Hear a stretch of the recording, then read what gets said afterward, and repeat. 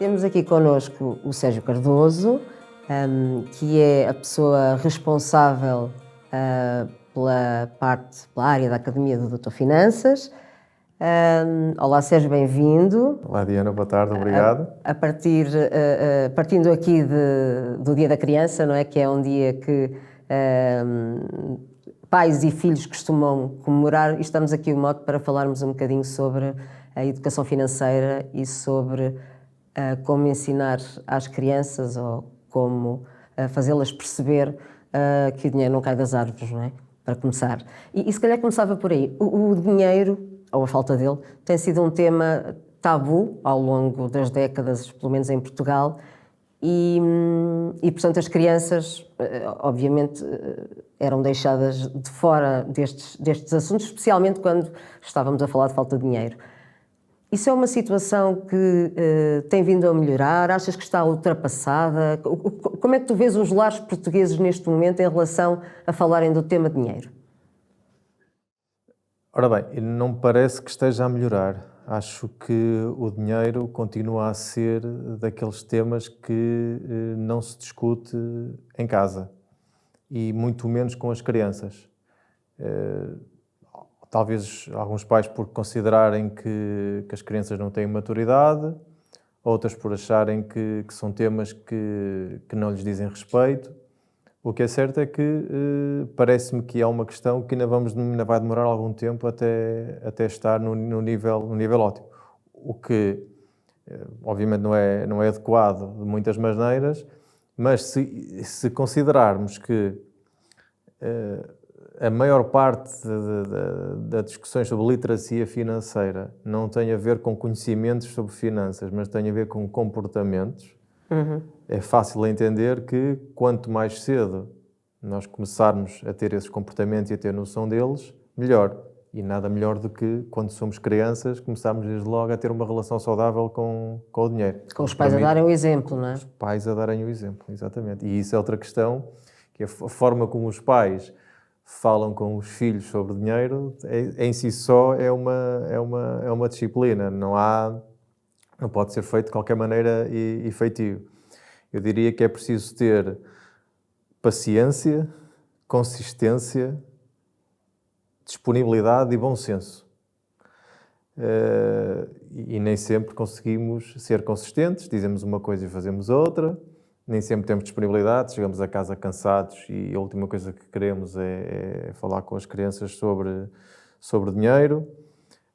Às vezes as coisas são mais simples do que parecem e nós nem sempre temos o bom senso que gostaríamos. Nem sempre conseguimos simplificar também, não é? Não conseguimos simplificar, mas a simplificação em si só também é importante, que é o equilíbrio entre dar demasiado detalhe ou dar detalhe a menos às crianças. Ou seja, dar detalhe a menos é quase como estar a desvalorizar, dar-lhe detalhe a mais é estar a complicar de tal maneira que depois as crianças não conseguem perceber. Em cima disto, se o ambiente familiar e os amigos continuam a ser o principal palco da aprendizagem da literacia financeira, e por isso, se isto em casa não for feito, as crianças vamos continuar a ter estes desafios pelos próximos anos. Nesta altura, que continua a ser uma altura de inflação, ainda que já não seja galopante, com as subidas consecutivas também das taxas de juro, imagino que em muitas famílias o dia-a-dia tenha mudado, não é? Porque o supermercado está mais caro, porque está tudo mais caro, não é? Numa altura destas, consideras imperioso explicar às crianças o que é a inflação e o que são os juros e que efeito é que isso tem na vida deles e na vida dos pais, da família, vá? Ensinar sempre. Agora, inflação e juros são dois conceitos diferentes que, no meu entender, não devem ser ensinados às crianças com as mesmas idades. São estágios de maturidade diferentes. Inflação, eu diria que, obviamente, dependendo da maturidade da criança, volta entre os 9 e os 11 anos, é um conceito que já se consegue perceber, com exemplos do estilo pegar em algo que lhes seja familiar, por exemplo, um gelado, e dar 5 euros à mão da criança e dizer: tu hoje, com 5 euros, compras 5 gelados. Daqui a um ano, com os mesmos 5 euros, só compras 4 gelados. Ou seja, o dinheiro está lá na mesma, são os 5 euros, só que ele consegue comprar coisas diferentes. Os juros, ou o conceito de juro, eu diria que tem que ser algo já explicado mais à frente e idealmente explicando que tudo tem um preço e o dinheiro também tem um preço. E o juro acaba por ser o preço do dinheiro.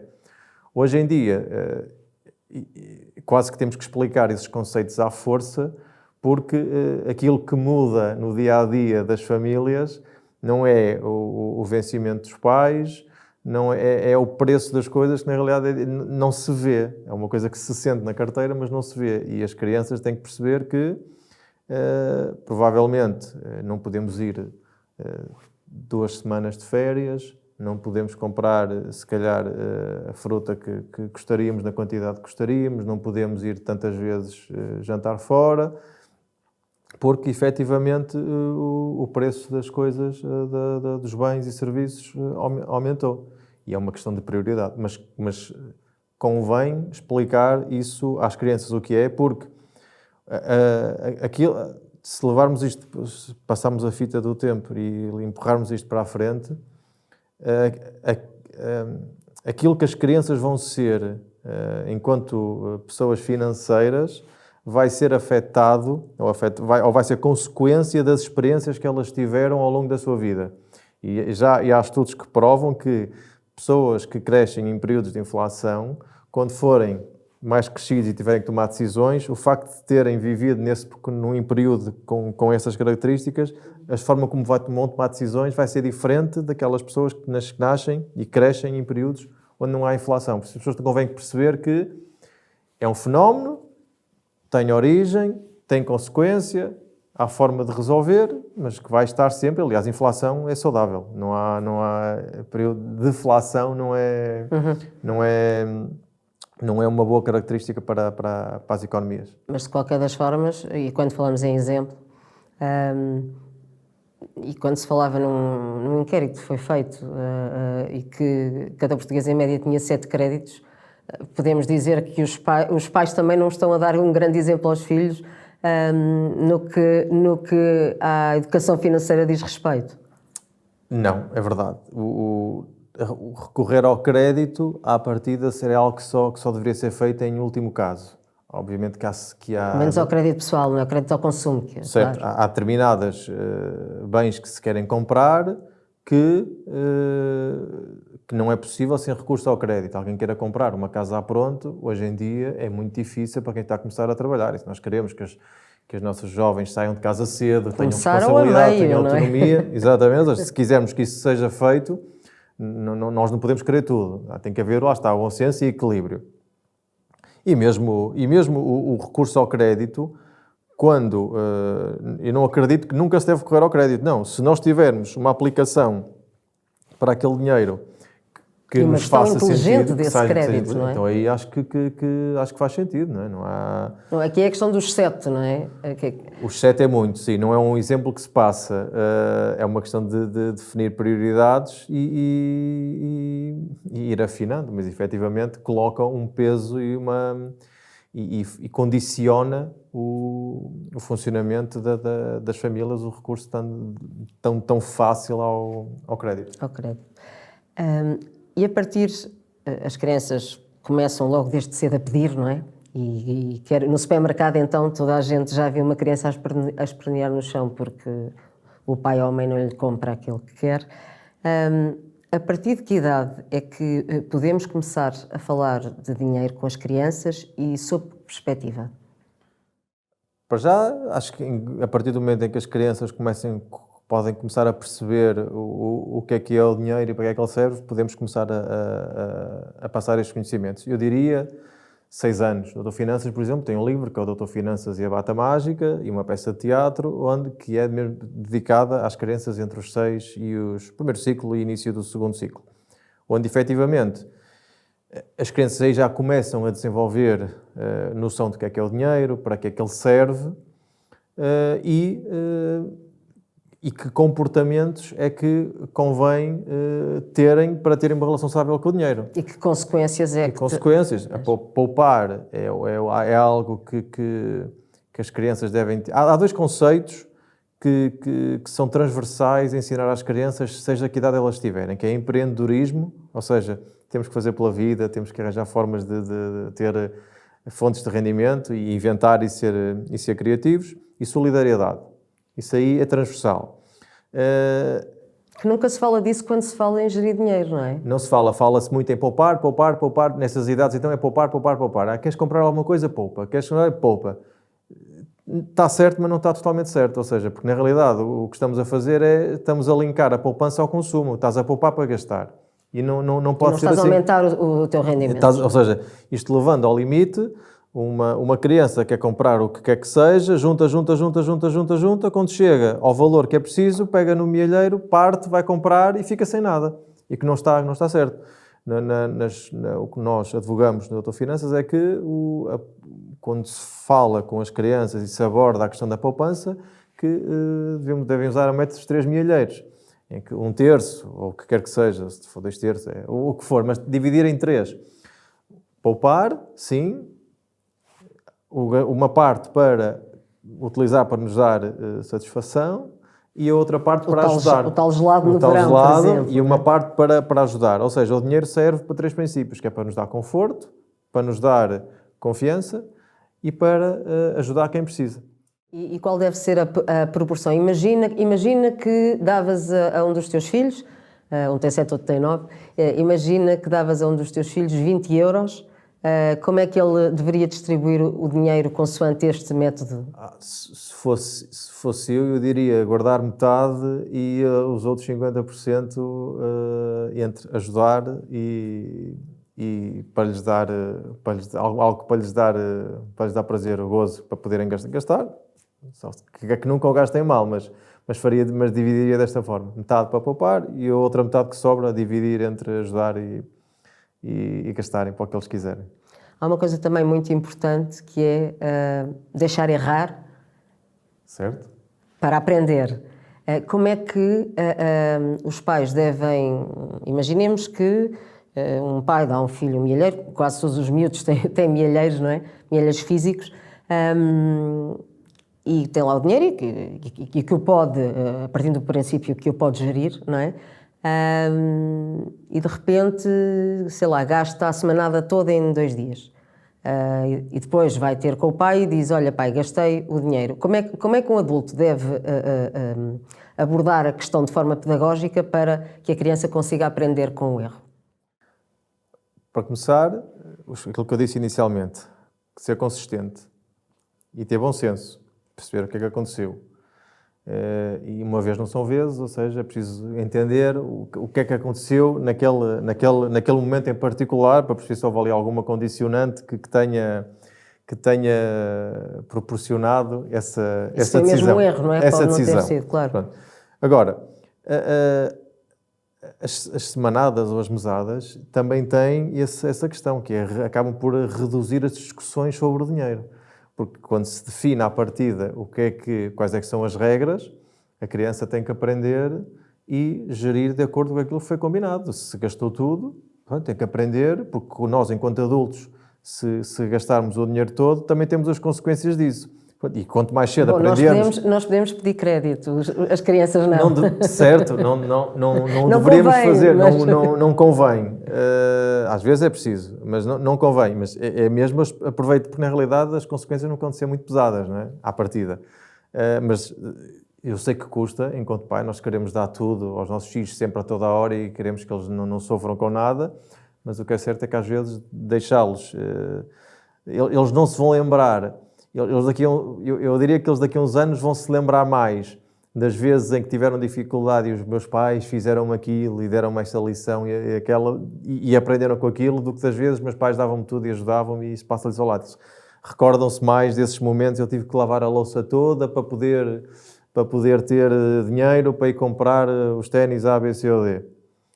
e lembram-se disso. E nós, se calhar, naquele momento, está-nos a custar pôr os miúdos a lavar a louça para fazer aquilo, mas na realidade eles vão se lembrar disso como um bom exemplo. E como é que nós ensinamos as crianças a distinguir aquilo que é essencial do que é acessório? Isso é difícil. Efetivamente, eu diria que explicar às crianças o que é que elas precisam para resolver o problema que elas têm naquele momento e aquilo que eles gostariam de ter. São duas coisas distintas. Por exemplo, um exemplo. Muitas vezes querem comprar as calças da moda, ou as camisolas, ou as camisas, ou o que é que seja. É a diferença entre wants and needs, né? Aquilo que é preciso e aquilo que eles gostariam de ter. E então, o que é que os pais podem fazer? Vão com as crianças às compras, ou preciso de comprar isto ou aquilo, e os pais dizem, olha, tu para resolveres o problema que tens, seja ele qual for, é suficiente ou só precisas destes ténis assim. Pronto. Que custam 40 euros, 50, 100, o que quer que seja. O que tu queres custa 150.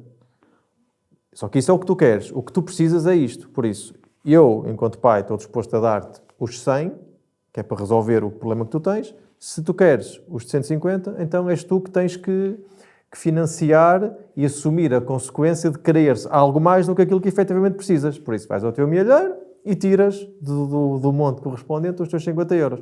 E aí as crianças podem começar a perceber se realmente querem ou não, ou se querem comprar aquilo que... Mas falando em crianças mais pequenas, e por exemplo a questão do supermercado, não é? Porque não há miúdo que não vá a uma secção de brinquedos queira tudo. Que queira metade. Tirando o meu filho por acaso é muito parco a pedir, mas... E nós temos no nosso carrinho de supermercado, sei lá, o peixe, a carne, os legumes, a fruta... e se calhar até temos um chupo ou um brinquedo mais barato. Como é que nós conseguimos explicar aos miúdos pequenos que para levar aquilo não podemos levar outras coisas que são mais essenciais, não é? É um equilíbrio difícil, não é? As crianças vão sempre querer. Eu acho que eu começaria, o que eu faço lá em casa é tentar gerir expectativas à partida. Nós vamos ao supermercado, vamos com uma lista de compras, vamos comprar isto e vamos comprar aquilo. Esse artigo que tu queres muito, muito, muito, e eu sei que isto é difícil, atenção. Neste momento, pensa se realmente precisas dele ou não, então às vezes utilizo esses momentos para tentar incutir neles o espírito comercial. Então já queres, então tenta-me convencer porque é que eu devo comprar isto. Bem, a maior parte das vezes os adultos conseguem contornar, porque eles acabam sim porque sim e deixam de nos conseguir convencer. Agora, ou então chuta-se para o Natal ou para o aniversário, não é? Que tentar, ou então limita, olha, a próxima vez que cá, pensa nisto e se quiseres mesmo e se precisares, mesmo depois voltamos cá e compramos.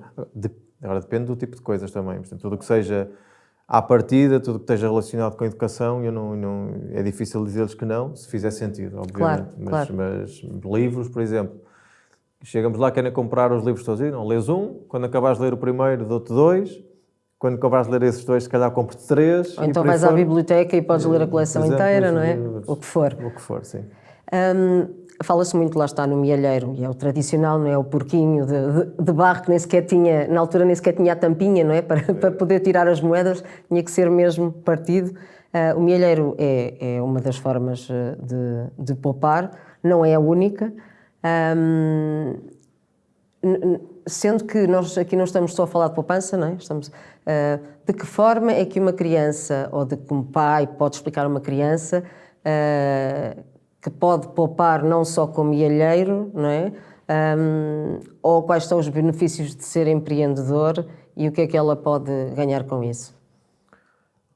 O empreendedor, as crianças todos os dias veem os pais a saírem de casa para ir trabalhar, certo? E explicar, em primeiro lugar, que tudo aquilo que os pais têm, o conforto que existe, as coisas que conseguem comprar, as férias, os brinquedos, a roupa, o que quer que seja, é tudo fruto do trabalho.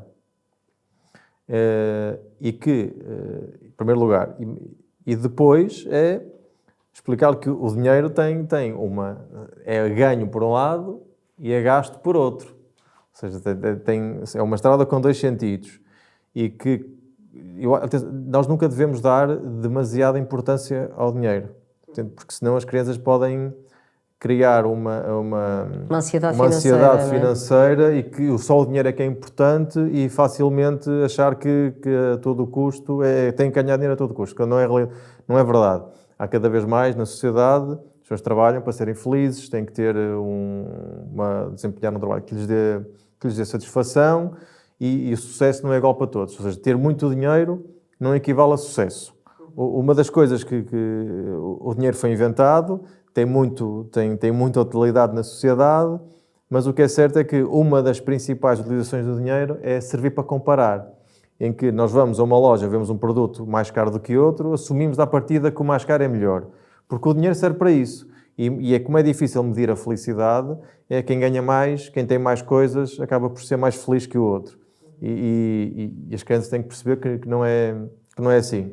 Deixa-me interromper, é curioso porque e nestes tempos de internet e com vídeos cada vez mais diversos sobre tudo e mais um par de botas, é curioso como têm crescido aqueles vídeos de content writers ou content producers, não é? Ou até influencers nos Estados Unidos, então é muito profícuo nestas pessoas em que estão a testar produtos, o mais caro e o mais barato, para perceber se vale a pena comprar o mais caro. E é engraçado porque muitas vezes, de facto, não é. E então são conteúdos que crescem cada vez mais porque o público também está a ficar o consumidor está a ficar mais exigente, não é? E não assume à partida só porque é caro é bom. E há coisas que são mais caras e são efetivamente são melhores. Claro. Mas na generalidade isso nem sempre acontece. E as crianças, lá está, é a diferença daquilo que eu preciso e aquilo que eu quero. Às vezes querem porque é mais caro ou porque os amigos têm.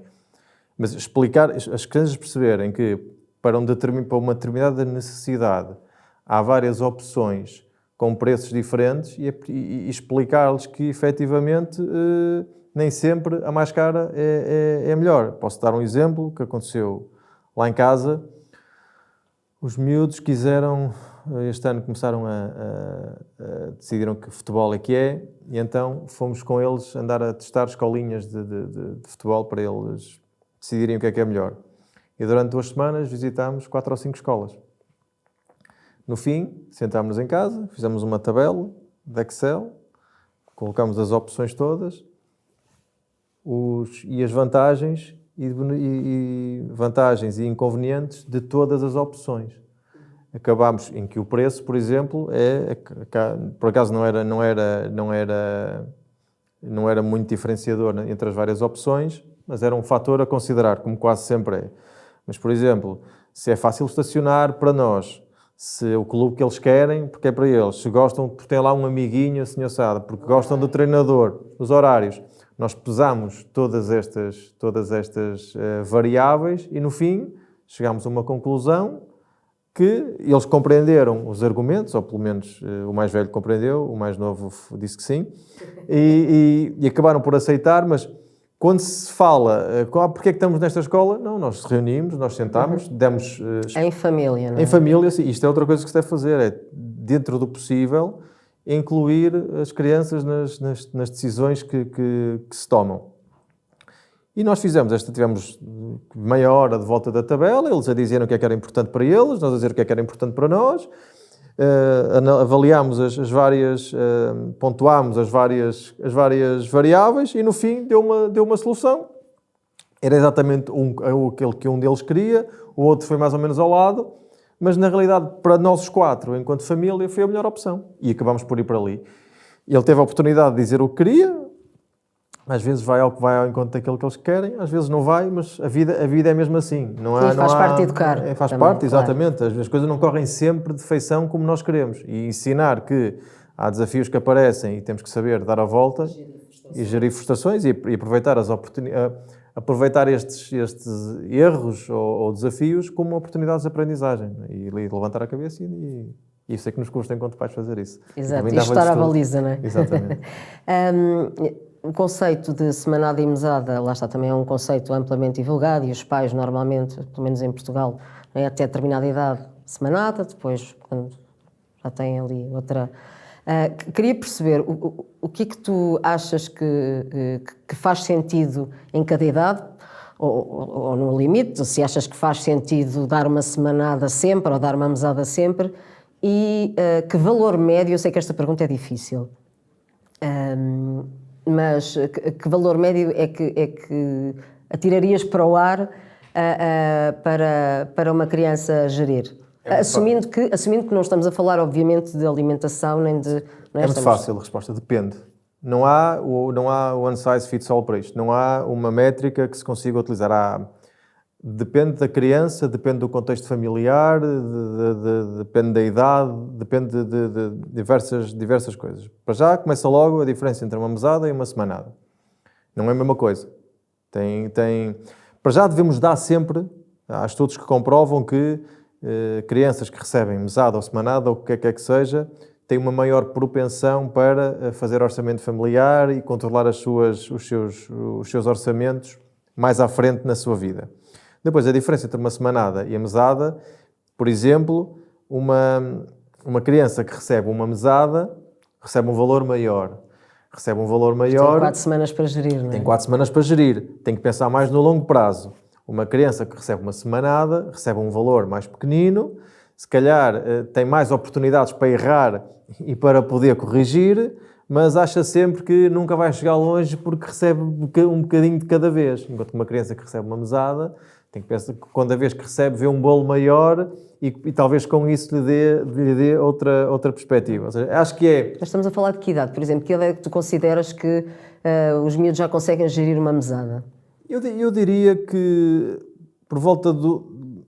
Lá está, depende do contexto em que assumindo que vive na cidade e que vai com os amigos, isto e aquilo... Sim, há miúdos também mais imaturos do que outros. Sim, do que outros. E, claro, Não diria que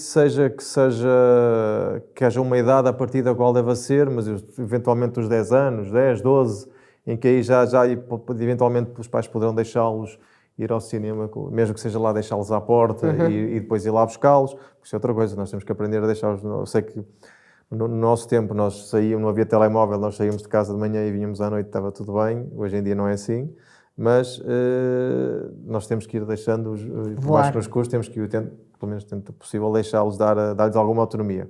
Mas a partir do momento em que as crianças possam começar a tomar estas decisões, a querer comprar isto ou aquilo, acho que se lhes deve começar a dar uma mesada. Agora, o valor... Há muitas técnicas, há uma técnica que é dar 1 euro por cada ano que a criança tenha. Às vezes pode dar uma mesada com 6 euros a uma criança que tem 6 anos, se calhar até pode ser muito, porque ela não faz nada com o dinheiro, vai ter que o guardar. E se calhar dar 15 euros a uma criança com 15, hoje em dia vai jantar fora uma vez, lá foi o dinheiro todo. Se conseguir. Já não é... Eu acho que a ideia será que seja mesada, seja semanada, e isto é um fenómeno, é um conceito que nós devemos testar mediante a criança que temos connosco, e pode ser uma altura, pode ser semanada, depois pode ser mesada, e depois ir invertendo e tentando percebendo o que é melhor. Esse valor tem que estar de alguma forma também associado àquilo que é a realidade da família, não é? E ao contexto familiar. As famílias que têm mais condições, se calhar... Não devem dar só porque têm muita possibilidade de dar aos filhos um valor que não faça sentido. Mesmo falo famílias que têm pouco, se calhar também não vão dar quase nada só porque não podem. Tem que haver, acho que uma das questões que falei no início, tem que ter bom senso. Pronto, como tudo, é perceber a criança que está à nossa frente. Eu gostava muito de dar uma resposta taxativa, é 5 ou 10 ou 15, mas não infelizmente... Claro, é como a educação, não é? É como a educação. Eles não trazem manual de instruções, se trouxessem era mais simples. Era mais fácil. Para uma família que queira começar a abordar o assunto, que nos esteja a ver, por exemplo, e que queira começar a abordar o assunto do dinheiro com os seus filhos e que não saiba bem por onde começar, o que é que tu aconselharias? Mais uma vez, depende das idades. Mas assumindo que tem essa preocupação cedo, eu começaria por explicar o que é o dinheiro, que formas é que o dinheiro tem, notas, moedas, cartões, o que é que seja, explicar para que é que serve o dinheiro, explicar o conceito de poupança, empreendedorismo e solidariedade. Agora passando aqui para um plano um bocadinho mais macro, e porque se fala muito de educação financeira e porque Portugal tem um plano nacional de educação financeira que infelizmente não chega a muitas escolas porque faz parte da disciplina de educação e cidadania e, portanto, nem todas as escolas conseguem. Também não há formadores para todas. Saberás melhor estes problemas do que eu, mas de que forma é que o Doutor Finanças, com este pendor de educação financeira que tem, pode ajudar a impulsionar este plano nacional e fazer-nos finalmente sair da cauda da Europa no que a literacia financeira diz respeito? Para começar, e para gerir expectativas, vai demorar tempo. Okay? Não vai ser nada que se vá conseguir resolver numa geração. Depois, esta é uma questão que só depois de todos os stakeholders estarem comprometidos com isso é que se vai conseguir resolver. O Doutor Finanças, o que consegue fazer é alertar para a questão, demonstrar que é um tema pertinente, demonstrar que é fundamental para o desenvolvimento do país e da sociedade termos educação financeira, por um lado, e por outro, disponibilizar conteúdos e formação para que as pessoas que não tenham acesso a este tipo de conteúdos possam, e tenham vontade de aprender, possam usufruir da nossa experiência. E às vezes são formações tão simples, e eu digo tão simples porque obviamente para nós já são temas que nós tratamos por tu, a questão de dominar o IRS, não é? Que parece um bicho de 7 cabeças para tanta gente, e nós temos uma formação, um workshop que... Temos o chapéu da literacia financeira, um chapéu que é bastante... Cabe em todas as cabeças, não é? É bastante largo, e é o IRS, seja o IRS, seja a preparação para a reforma, como falar com as crianças sobre o dinheiro, seja economia comportamental, seja falar sobre créditos, sobre inflação. Ou seja, é um chapéu onde tudo aquilo que possa influenciar o nosso bem-estar financeiro cabe dentro da literacia financeira. O IRS, em particular, é algo que todas as pessoas, efetivamente, não há como fugir, e muitas pessoas não percebem sequer o conceito que está por trás quando estão a preencher o IRS. Quando recebem o reembolso, acham que estão a receber uma prenda do Estado, Sim, não é? Não compreendem como é que se chega àquele valor. Chega ao fim, preenchem, estão a receber, ótimo, não estão a receber, generalidade, obviamente. E quando não recebem, não percebem porquê, e depois, como não sabem a origem de onde é que aquele resultado apareceu, não percebem como é que podem fazer para melhorar.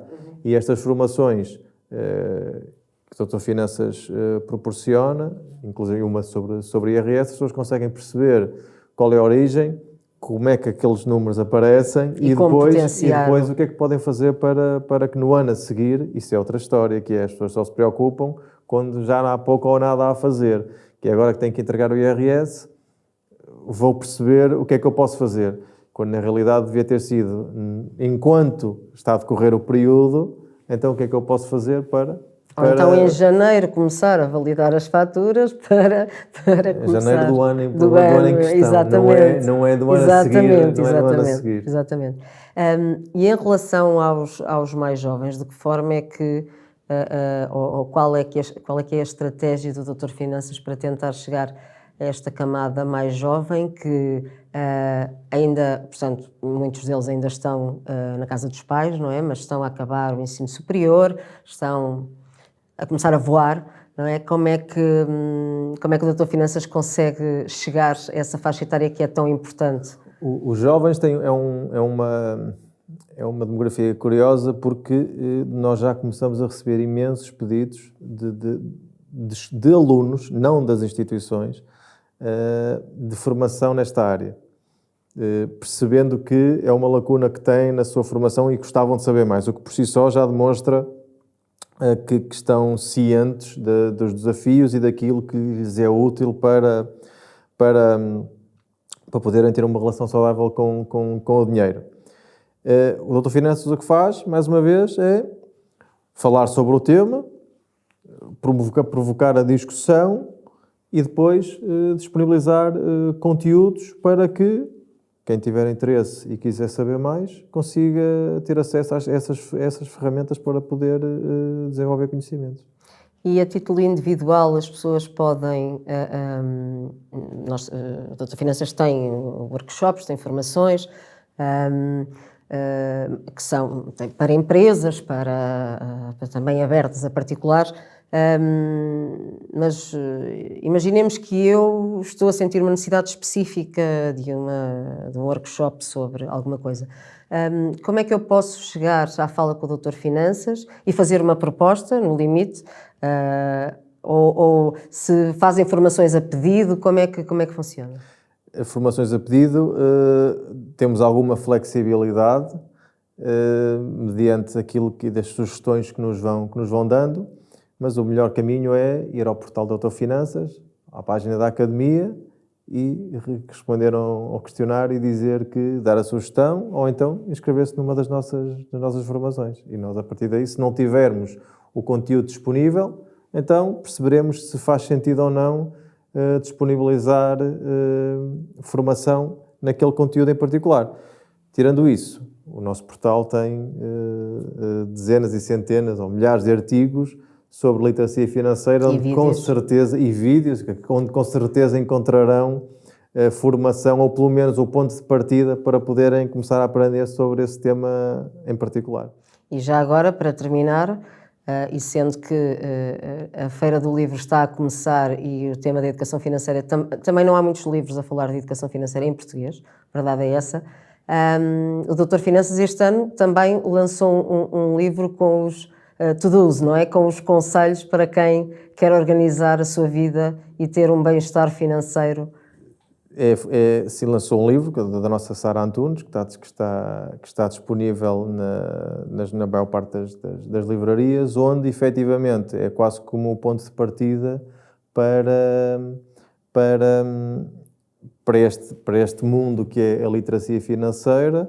Tem os conceitos básicos, mas que, como em quase tudo na vida, nem tudo é tão difícil. E a literacia financeira, sendo muito comportamento, a parte técnica é relativamente tranquila. E havendo vontade e os comportamentos adequados, qualquer pessoa consegue aprender. O livro chama-se Ganhar, Poupar e Investir e está disponível e recomendo a quem quiser dar os primeiros passos na literacia financeira. Para terminar, os teus filhos, mais uma vez, têm 7 e 9 anos. Quando é que eles vão começar a trabalhar no verão? Olha, curiosamente, a minha mulher falou-me sobre isto um dia destes. Eu confesso que isto é em Casa de Ferreiro, Espeto de Pau, e ela falou-me nisso e, efetivamente, ainda não é a altura para eles começarem a fazer para outrem, mas é a altura de os começarmos a levar a ver os jovens a fazer, para que quando chegar à idade não é o próximo verão vais começar a fazer, não, é daqui a 2 ou 3 anos, quando fores crescido. É preciso tempo e consistência. É preciso tempo e consistência, porque as crianças é como tudo, demora o seu tempo. E eles também têm as prioridades deles, né, que nós temos que os encaminhar. Muito bem, obrigada, Sérgio. Obrigado.